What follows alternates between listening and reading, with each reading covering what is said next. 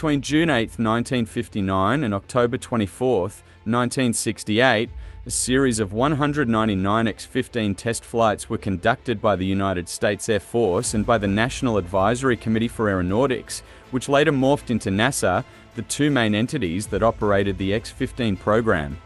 The concept for the X-15, a hypersonic research aircraft, and the request for proposal were published on December 30, 1954 for North American Aviation to build the airframe later in November 1955, while the engines were built in 1956 by Reaction Motors. An unpowered glide flight was the very first flight test conducted, piloted by Scott Crossfield. He was not the only pilot to fly the iconic aircraft, as there were 12 others, including the great Neil Armstrong, the only astronaut from the Mercury, Gemini, or Apollo space programs to have done so. Constructed purely as an experimental high-speed rocket-powered research platform for aircraft and spacecraft design development, such as, for example, the Space Shuttle. Only 3 were ever built and was introduced on September 17, 1959, some months after its first flight. Due to its particular design, it could not become airborne on its own, and thus needed the assistance of a Boeing B-52 mothership. These motherships had special designations Air Force N B-52A and Air Force N B-52B, and otherwise respectively named the High and Mighty One and the Challenger.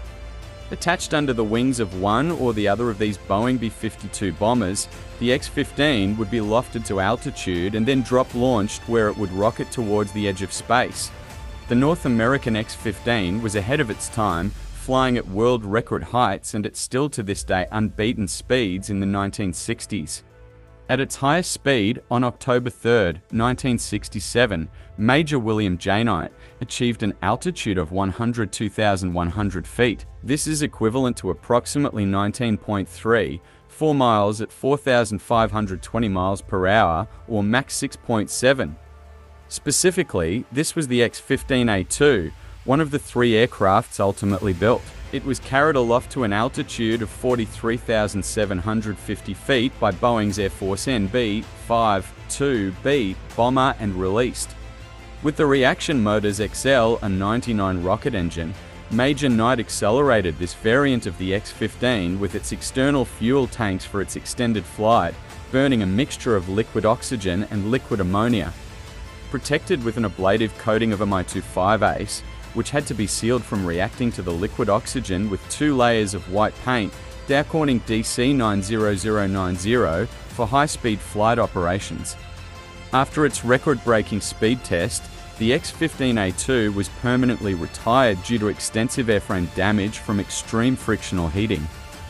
It was the 188th flight in the X-15 test flight program, which meant the program was also coming to an end, with at this point only 12 flights remaining, with 11 ultimately being conducted.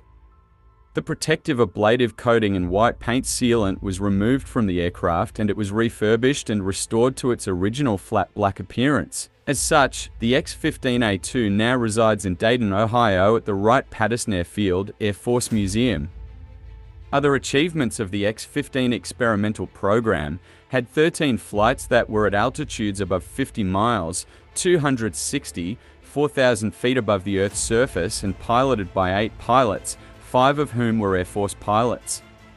Of those 13 flights, of the 199 total number of test flights, 2, ironically, the 90th and the 91st, were the only ones to be recognized by the FAI, the World Air Sports Federation.